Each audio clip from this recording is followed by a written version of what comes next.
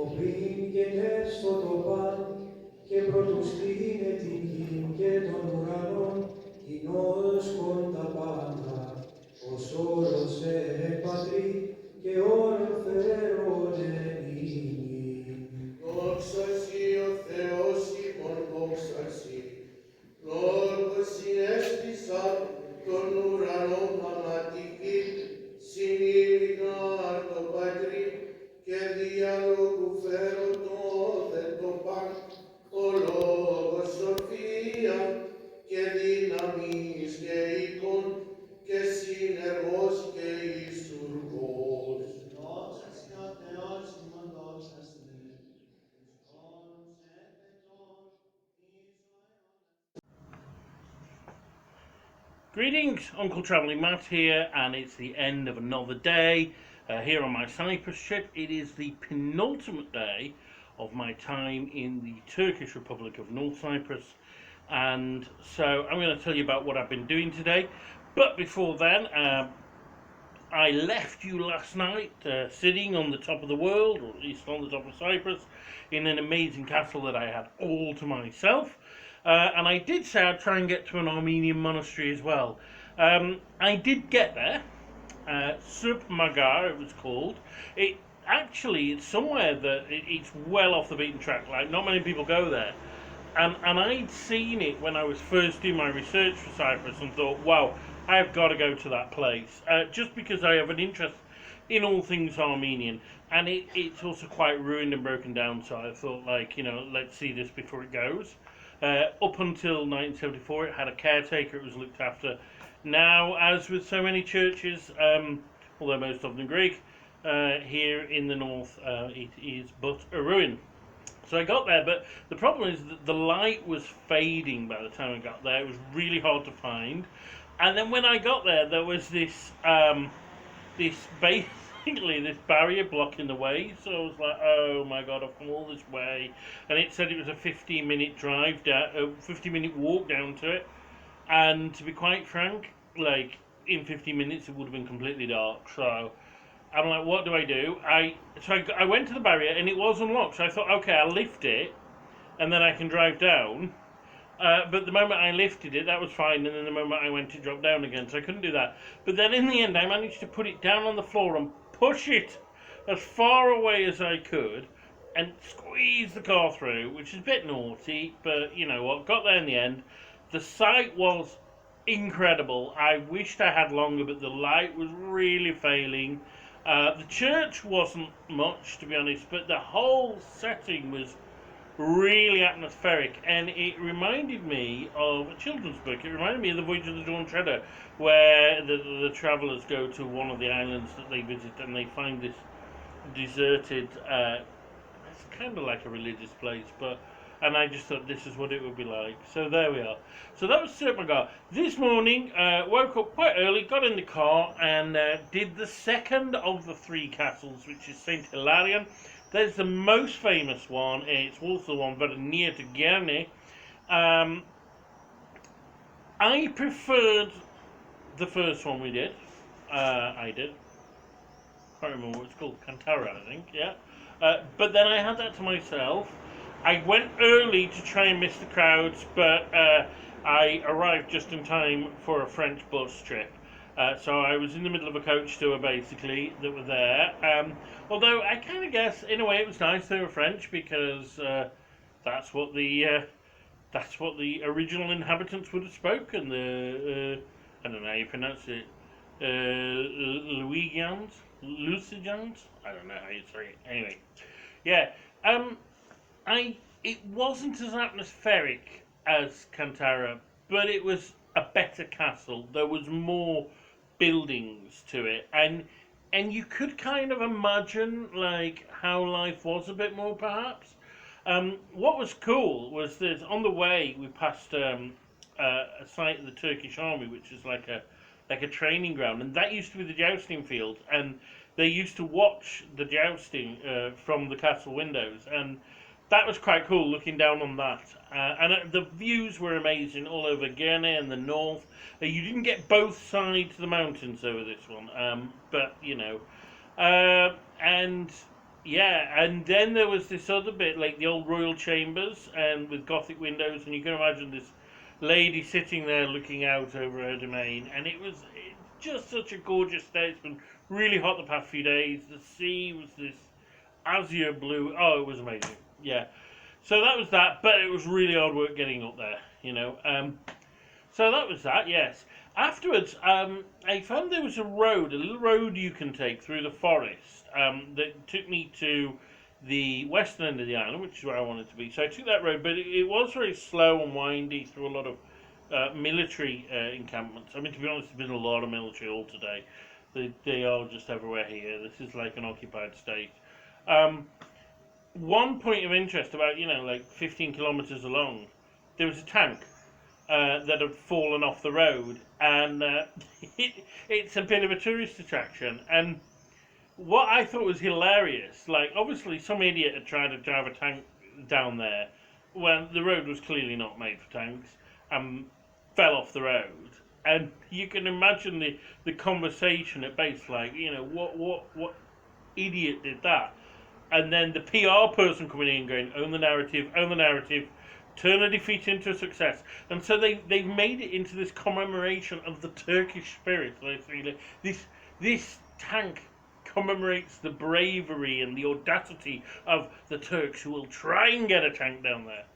Well, yeah, but it fell off the road, so it was still a bit of a stupid thing to do. But anyway, it was quite funny, I thought. So, yeah, went down that road, and then I went to somewhere that I only put on my itinerary last night.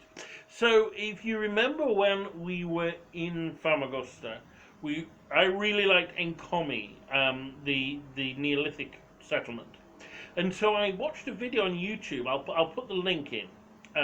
Of some dude who's like a enthusiast of all things neolithic, and he was talking to a professor. And she mentioned another site, and I'm going to see if I can get the name, because it wasn't a big or remarkable site. It was nothing like it. It was called Picades. Picades. I don't know how you say that, but anyway, it was basically a religious site there. And although the site itself was far inferior to Enkomi, they have this, one presumes, reconstructed altar to the gods that is just amazing. It's just like, because I've been reading a lot about Canaanite religion and the Phoenicians and all that, and oh my God, there it was in front of me, like exactly the kind of religious sites I've been reading about. It was brilliant, and I had it all to myself. Nobody goes to places like this. So yeah, I was only there for like 10 minutes, but wow, what a place! What a place! It really was atmospheric. Then I went to the nearby village of, and let me get Carnibel. Oh my eyes can't see in the dark.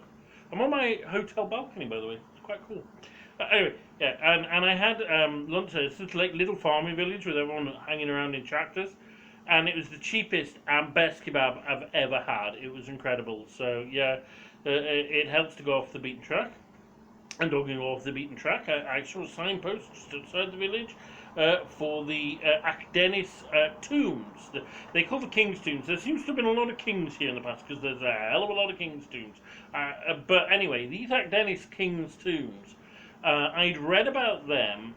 And some of the stuff that they found in was in the Cyprus Museum that I'd seen in Nicosia. So I thought, well, okay, let's have a look at them. Again, miles out, only visitor, you don't need to pay a fee. But yes, because they've taken the artifacts in the museum, like, they're not that great. But they were still pretty cool, and they were better than the other tombs that are paid to go into. I think in, the King's Tombs near Enkomi. And they were really atmospheric, and you could make the tomb, you could go in them. I went in one. There were about 6 or 7 of these things, but I went in one of them, and I mean, the tomb's a tomb, it's a chamber, right? But it was a pretty cool place, and I'm really getting into this kind of Neolithic stuff, so I may be reading up more about that later. And they'd found all these clay statues in them, and in the village, what they'd done, because obviously the statues have been taken away to the museum, they've got like local, they got sculptors and artists in to recreate them. And then they're all on display in this place in the village. So I saw those as well, which was nice. So yeah, went there. Then went to my main um, purpose for the day, which two sites, Soli and Vouni.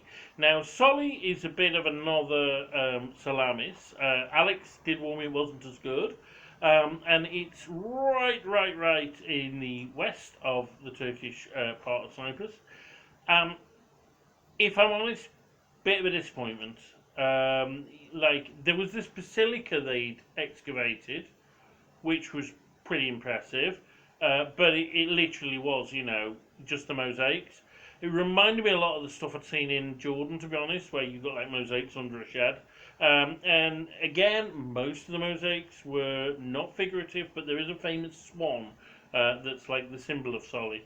And then there's a theatre that looks completely rebuilt, but that's it. And there was a whole city there, they just haven't excavated it yet.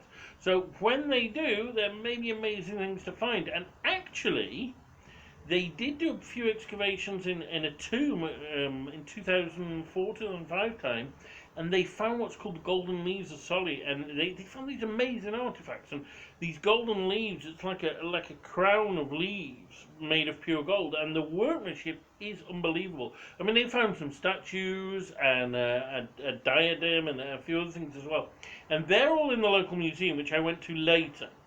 But of course, at the site itself, not much. Now, Vouni is further on, and Vouni, well, people aren't quite sure what Vouni was, but the general opinion is that it was a palace, and that it was a Persian palace, and the Persians, Darius and all that, they used to fight the Greeks, and they came over here and they built a palace, and it's on the top of a hill, and Alex had a theory that the reason it was there is so they could keep an eye on Soli, and you can see Soli from it. Who knows? Perhaps Alex is right. But I have to say that site was brilliant, and for everything that Soli disappointed, Vouni blew my mind. Why?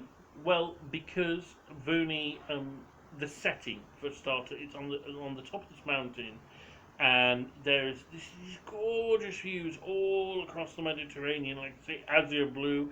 I thought I could maybe make out a bit of the coast in Turkey across, but it's hard to say because it's a hazy day. But then also, to the Troodos Mountains, we're not that far from Kikos, I went at the beginning. But as well as this, you could actually, like, in your mind's eye, visualize this place. So there was an area that was the kitchens and the storerooms, but separate. And then you had, like, the living chambers, and they were arranged around this kind of courtyard. And you can see why they chose that, because they had this brilliant view from there. And I can imagine these, like ladies and despots looking out over this gorgeous view, waiting for the ships to come in.